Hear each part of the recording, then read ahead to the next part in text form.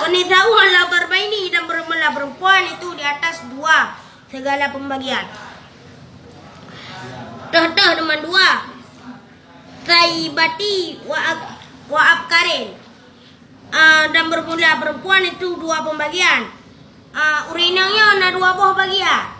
Bagian yang kepun adalah janda dan perawan. Nyamba. Fal bikru, maka bermula perawan. Yajuzu lil abi wal jaddi ijbaruha ala nikahi. Boleh bagi bapa dan kakek memaksanya urinang yang bikir di atas nikah. Haji nadira urinang perawan dari datang. Katanya kagalak goyan. Tapi ada yang dek kata ngeluh mukro'ah han baik. Yang tak putar je ya. Pernah putar ya. Nyatang kapah tayong ni nang raw niya. Tunan. Nyan iban dah pegah. Kapah tayong uri nang raw niya. Ngani nang.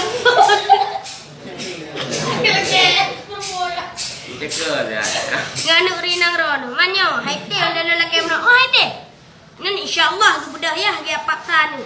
Kau ngepaksa tadi tepat-tepat ngai deh. Maksud kepaksa. Mah katen teman ngabang je. Mai in. Mah katen tak trep ka kerja beut mayan. Padu na kerja beut. Na menghar doh 60 euro ka. Nya ada bilang ra euro, nya ada bilang nak ton diton tagai baru. Katre je ya. Nyamba. Nya nanti nan cako. Kita ke beut. Kita mantan takre. Lain awame. Aku matamina lagi habanya. Wa tabiatu la yajuzu tazwajuha illa ba'da bulughiha wa izniha. Dan bermula janda itu tidak boleh perkawinnya janda kecuali sesudah baliknya janda dan izinnya janda. Pengertian janda adalah sira urinang yang karep perawan. Gara-gara pu dah marep perawan. Misalnya kalau mengkawin dengan lelaki lain dah kepupuk seketek. Ya ambat. Nya adalah dengan cara yang halus. Dan cara yang harum adalah di bagian hadangan ka ni kena ngila hadangan. Yang gekun adalah hari. Ya. Kejo je lagi.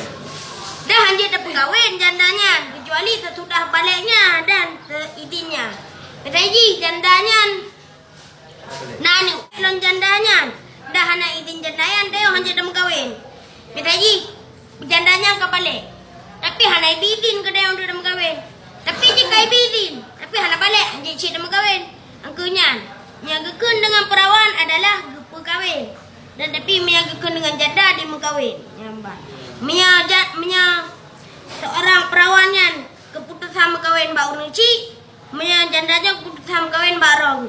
Ada anggap pilih urang cik bergeting karena kaji dimiliki keputusan ni roh. No tegal.